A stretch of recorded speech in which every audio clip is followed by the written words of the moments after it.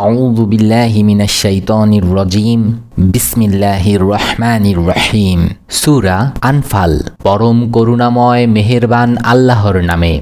লোকেরা তোমার কাছে গনিমতের মাল সম্পর্কে জিজ্ঞেস করছে। বলে দাও, এ গনিমতের মাল তো আল্লাহ ও তার রসুলের। কাজেই তোমরা আল্লাহকে ভয় করো, নিজেদের পারস্পরিক সম্পর্ক শুধরে নাও এবং আল্লাহ ও তার রসুলের আনুগত্য করো যদি তোমরা মুমিন হয়ে থাকো। সাচ্চা ইমানদার তো তারাই, আল্লাহকে স্মরণ করা হলে যাদের হৃদয় কেঁপে ওঠে, আর আল্লাহর আয়াত যখন তাদের সামনে পড়া হয় তাদের ঈমান বেড়ে যায় এবং তারা নিজেদের রবের উপর ভরসা করে। তারা নামাজ কায়েম করে এবং যা কিছু আমি তাদেরকে দিয়েছি তা থেকে আমার পথে খরচ করে। এ ধরনের লোকেরাই প্রকৃত মুমিন। তাদের জন্য তাদের রবের কাছে রয়েছে বিরাট মর্যাদা, ভুল ত্রুটির ক্ষমা ও উত্তম রিজিক। এ গনিমতের মালের ব্যাপারে ঠিক তেমনি অবস্থা দেখা দিচ্ছে যেমন অবস্থা সে সময় দেখা দিয়েছিল যখন তোমার রব তোমাকে সত্য সহকারে ঘর থেকে বের করে এনেছিলেন এবং মুমিনদের একটি দলের কাছে এটা ছিল বড়ই অসহনীয়। তারা এ সত্যের ব্যাপারে তোমার সাথে ঝগড়া করছিল, অথচ তা একেবারে পরিষ্কার হয়ে ভেসে উঠেছিল। তাদের অবস্থা এমন ছিল যেন তারা দেখছিল তাদেরকে মৃত্যুর দিকে হাঁকিয়ে নিয়ে যাওয়া হচ্ছে। স্মরণ করো সেই সময়ের কথা যখন আল্লাহ তোমাদের সাথে ওয়াদা করেছিলেন, দুটি দলের মধ্য থেকে একটি তোমরা পেয়ে যাবে। তোমরা চাচ্ছিলে তোমরা দুর্বল দলটি লাভ করবে, কিন্তু আল্লাহর ইচ্ছা ছিল নিজের বাণীসমূহের সাহায্যে তিনি সত্যকে সত্যরূপে প্রকাশিত করে দেখিয়ে দেবেন এবং কাফেরদের শিকড় কেটে দেবেন, যাতে সত্য সত্যরূপে এবং বাতিল বাতিল হিসেবে প্রমাণিত হয়ে যায়, অপরাধীদের কাছে তা যতই অসহনীয় হোক না কেন।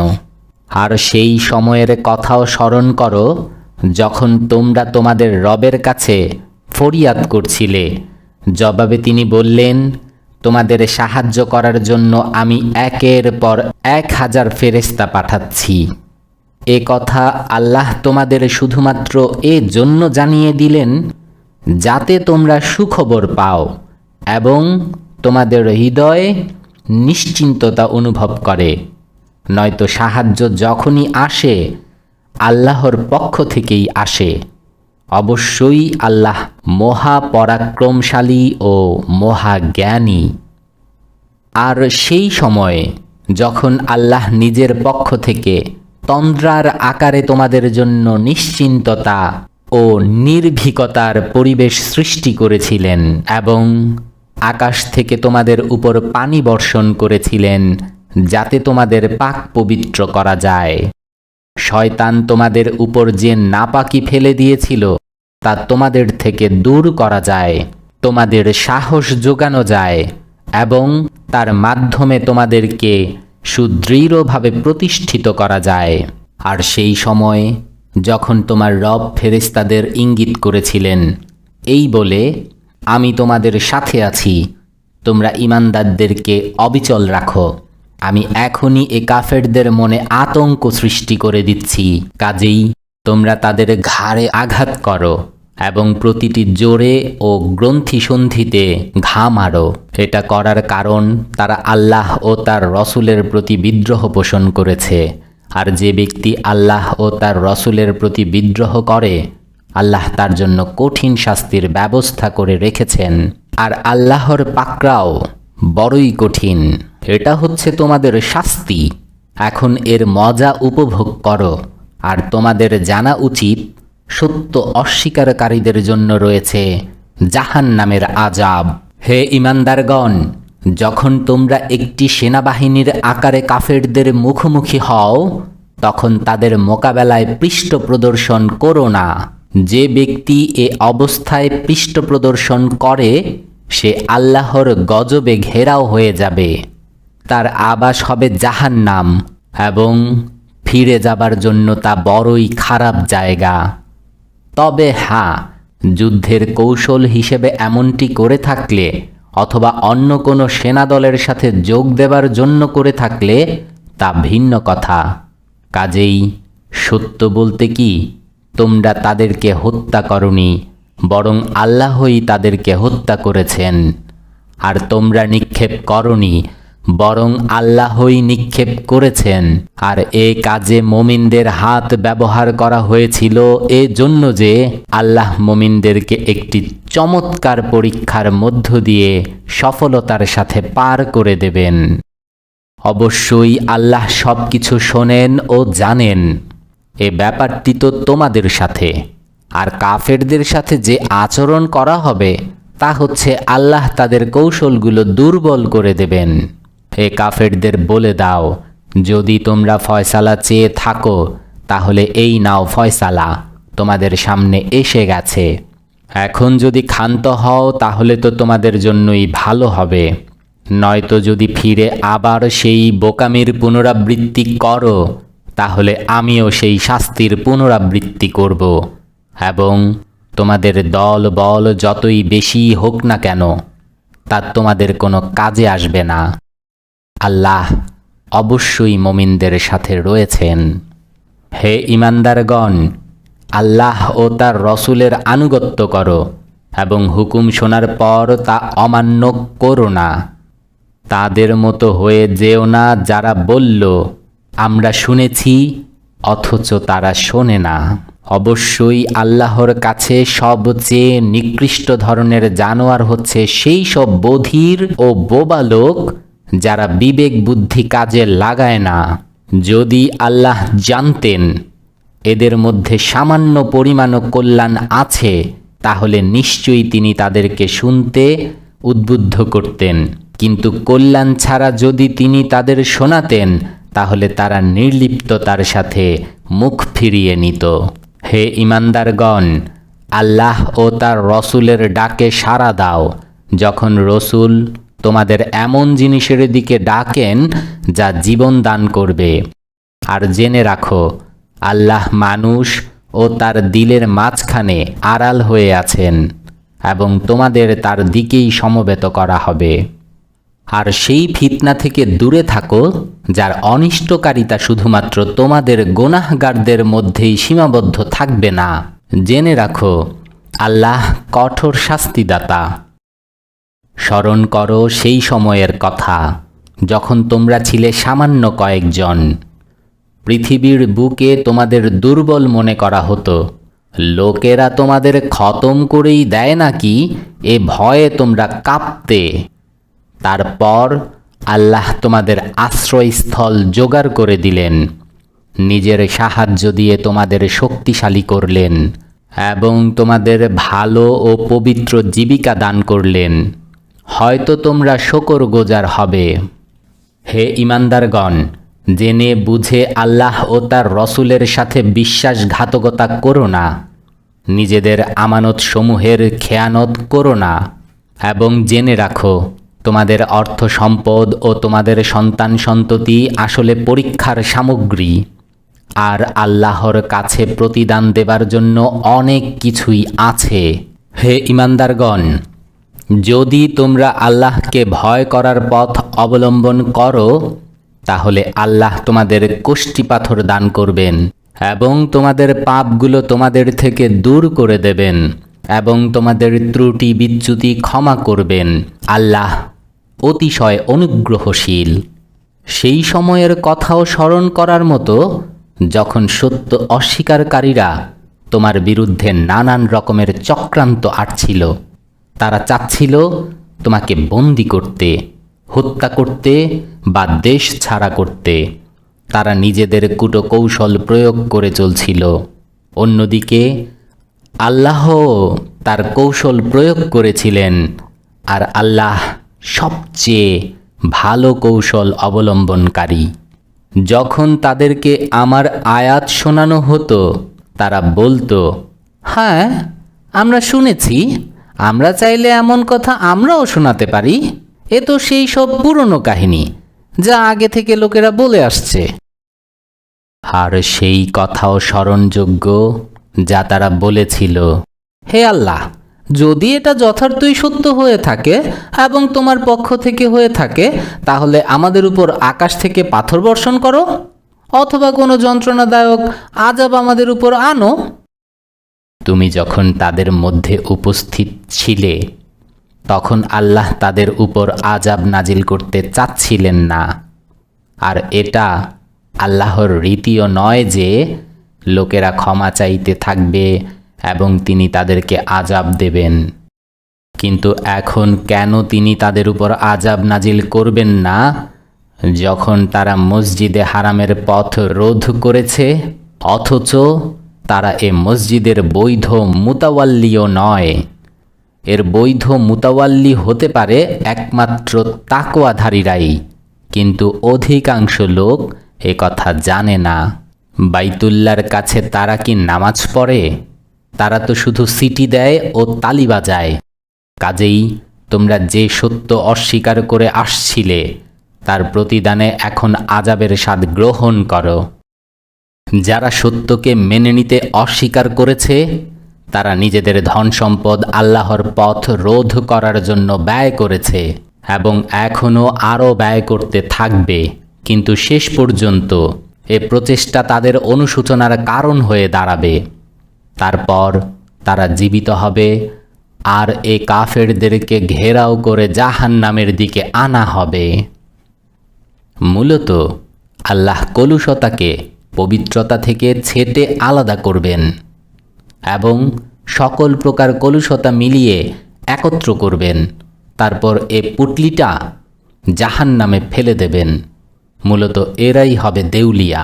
হে নবী, এ কাফেরদের বলে দাও, যদি এখনও তারা ফিরে আসে, তাহলে যা কিছু আগে হয়ে গেছে তা মাফ করা হবে। কিন্তু যদি তারা আগের আচরণের পুনরাবৃত্তি করে, তাহলে অতীতের জাতিগুলোর সাথে যা কিছু ঘটে গেছে তা সবার জানা। হে ঈমানদারগণ, এ কাফেরদের সাথে এমন যুদ্ধ করো যেন গোমরাহি ও বিশৃঙ্খলা নির্মূল হয়ে যায় এবং দিন পুরোপুরি আল্লাহর জন্য নির্দিষ্ট হয়ে যায়। তারপর যদি তারা ফিতনা থেকে বিরত হয়, তাহলে আল্লাহই তাদের আমল দেখবেন। আর যদি তারা না মানে, তাহলে জেনে রাখো, আল্লাহ তোমাদের পৃষ্ঠপোষক এবং তিনি সবচেয়ে ভালো সাহায্য সহায়তা দানকারী। আর তোমরা জেনে রাখো, তোমরা যা কিছু গনিমতের মাল লাভ করেছ, তার 5 ভাগের 1 ভাগ আল্লাহ, তার রসুল, আত্মীয় স্বজন, এতিম মিসকিন ও মুসাফিরদের জন্য নির্ধারিত। যদি তোমরা ঈমান এনে থাকো আল্লাহর প্রতি এবং ফয়সালার দিন, অর্থাৎ উভয় সেনাবাহিনীর সামনাসামনি মোকাবেলার দিন আমি নিজের বান্দার উপর যা নাজিল করেছিলাম তার প্রতি, অতএব সানন্দে এ অংশ আদায় করো। আল্লাহ প্রত্যেকটি জিনিসের উপর শক্তিশালী। স্মরণ করো সেই সময়ের কথা যখন তোমরা উপত্যকার দিকে ছিলে এবং তারা ছিল অন্যদিকে শিবির তৈরি করে, আর কাফেলা ছিল তোমাদের থেকে নিচের উপকূল দিকে। যদি আগে ভাগেই তোমাদের ও তাদের মধ্যে মোকাবেলার চুক্তি থাকত, তাহলে তোমরা অবশ্যই এ সময় পাশ কাটিয়ে যেতে। কিন্তু যা কিছু সংঘটিত হয়েছে তা এজন্য ছিল যে আল্লাহ যে বিষয়ের ফয়সালা করে ফেলেছিলেন তা তিনি কার্যকর করবেনই। এভাবে যাকে ধ্বংস হতে হবে সে সুস্পষ্ট প্রমাণ সহকারে ধ্বংস হবে, এবং যাকে জীবিত থাকতে হবে সে সুস্পষ্ট প্রমাণ সহকারে জীবিত থাকবে। অবশ্যই আল্লাহ সব কিছু শোনেন ও সব কিছু জানেন। স্মরণ করো সেই সময়ের কথা যখন হে নবী, আল্লাহ তোমার স্বপ্নের মধ্যে তাদেরকে সামান্য সংখ্যক দেখাচ্ছিলেন।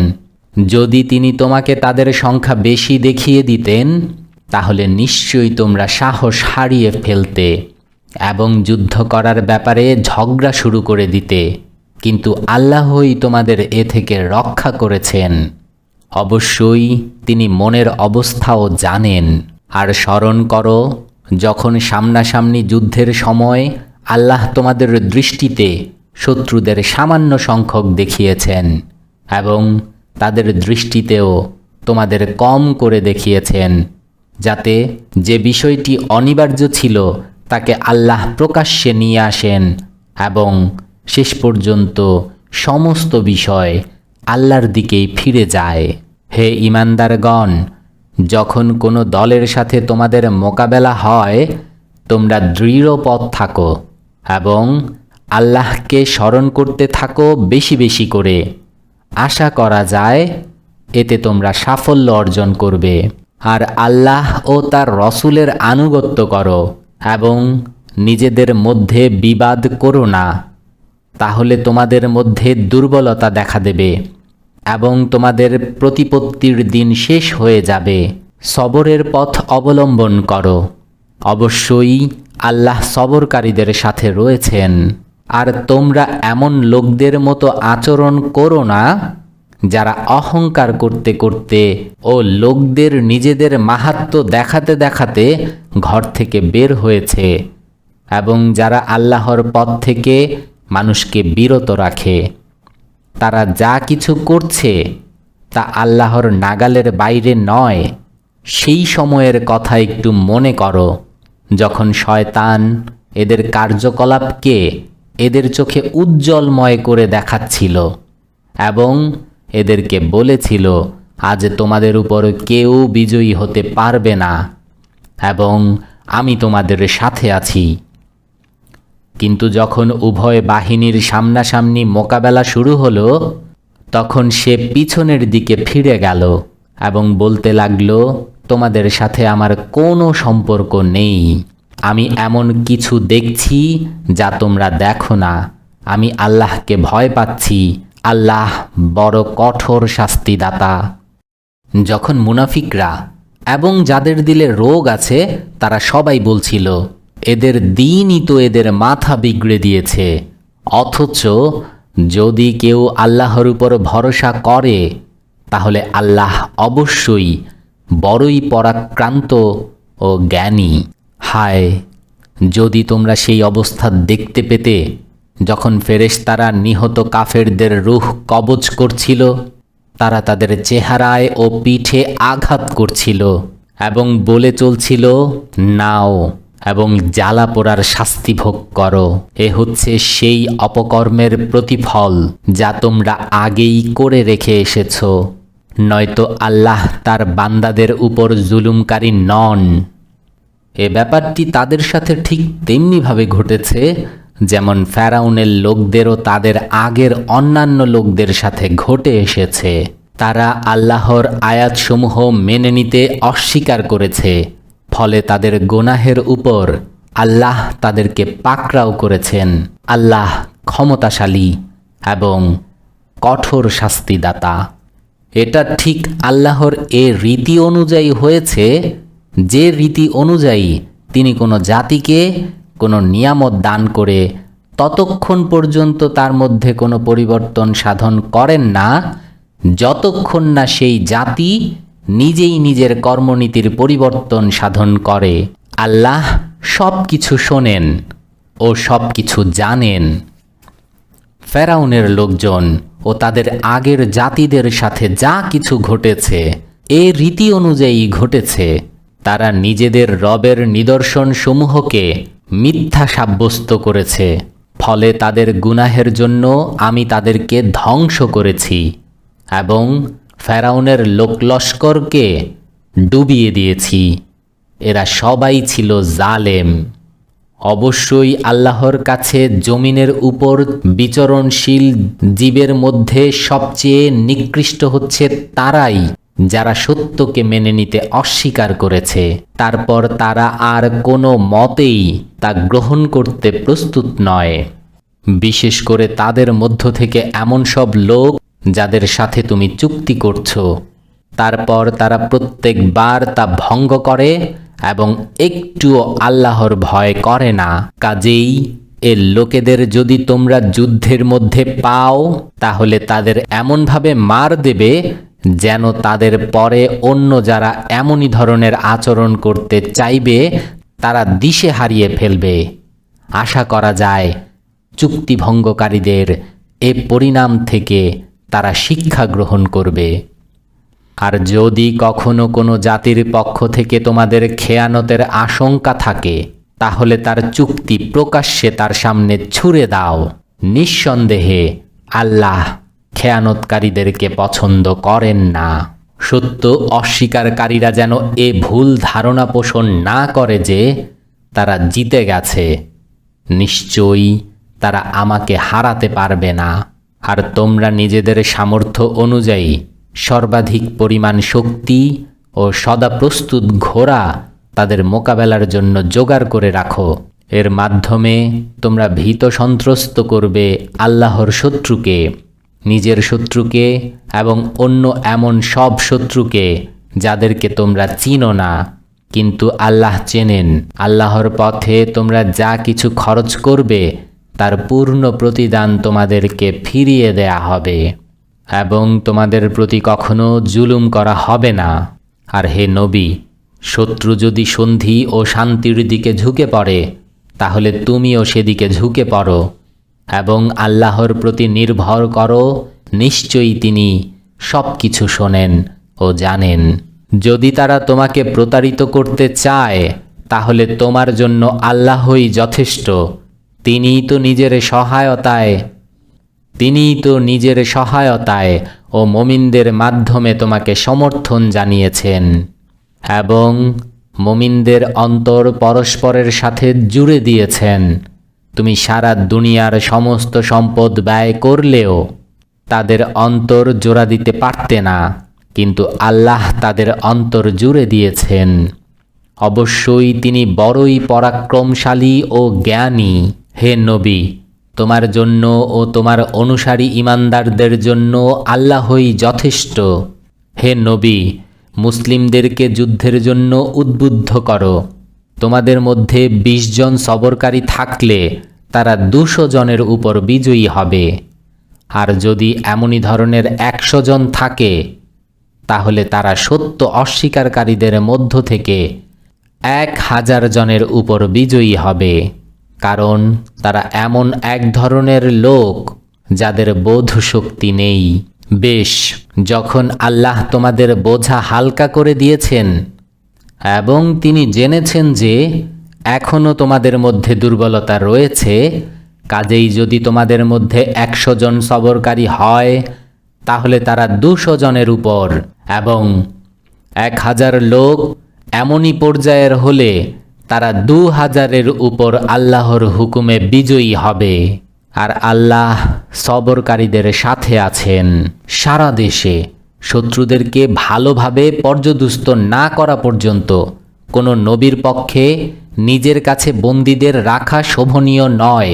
তোমরা চাও দুনিয়ার স্বার্থ, অথচ আল্লাহর সামনে রয়েছে আখেরাত। আর আল্লাহ পরাক্রমশালী ও বিজ্ঞ। আল্লাহর লিখন যদি আগেই না লেখা হয়ে যেত, তাহলে তোমরা যা কিছু করেছ সেজন্য তোমাদের কঠোর শাস্তি দেয়া হতো।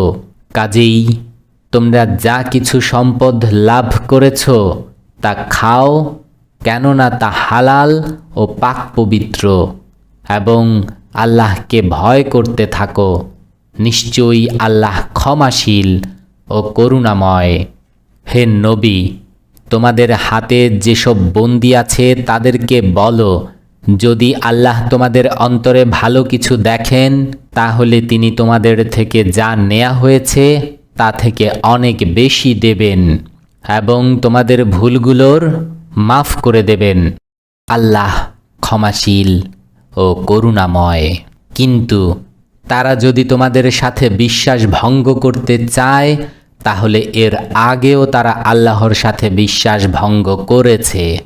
কাজেই এরই সাজা আল্লাহ তাদেরকে দিয়েছেন, যার ফলে এরা তোমার করায়ত্ত হয়েছে।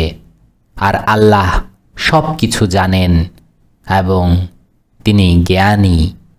যারা ঈমান এনেছে, হিজরত করেছে এবং আল্লাহর পথে নিজের জানমালের ঝুঁকি নিয়ে জিহাদ করেছে, আর যারা হিজরতকারীদেরকে আশ্রয় দিয়েছে ও সাহায্য করেছে, আসলে তারাই পরস্পরের বন্ধু ও অভিভাবক। আর যারা ঈমান এনেছে ঠিকই, কিন্তু হিজরত করে দারুল ইসলামে আসেনি, তারা হিজরত করে না আসা পর্যন্ত তাদের সাথে তোমাদের বন্ধুত্বের ও অভিভাবকত্বের কোনো সম্পর্ক নেই। তবে হ্যাঁ, দিনের ব্যাপারে যদি তারা তোমাদের কাছে সাহায্য চায়, তাহলে তাদেরকে সাহায্য করা তোমাদের জন্য ফরজ। কিন্তু এমন কোনো সম্প্রদায়ের বিরুদ্ধে নয় যাদের সাথে তোমাদের চুক্তি রয়েছে। তোমরা যা কিছু করো আল্লাহ তা দেখেন। যারা সত্য অস্বীকার করেছে তারা পরস্পরের সাহায্য সহযোগিতা করে। যদি তোমরা এটা না করো তাহলে পৃথিবীতে ফিতনা সৃষ্টি হবে ও বড় বিপর্যয় দেখা দেবে। যারা ঈমান এনেছে, আল্লাহর পথে বাড়িঘর ত্যাগ করেছে এবং জিহাদ করেছে, আর যারা আশ্রয় দিয়েছে এবং সাহায্য সহায়তা করেছে, তারাই সাচ্চা মুমিন। তাদের জন্য রয়েছে ভুলের ক্ষমা ও সর্বোত্তম রিজিক। আর যারা পরে ঈমান এনেছে ও হিজরত করে এসেছে এবং তোমাদের সাথে মিলে প্রচেষ্টা ও সংগ্রাম চালাচ্ছে, তারাও তোমাদেরই অন্তর্ভুক্ত। কিন্তু আল্লাহর কিতাবে রক্ত সম্পর্কীয় আত্মীয়গণ পরস্পরের বেশি হকদার। অবশ্যই আল্লাহ সব জিনিস জানেন।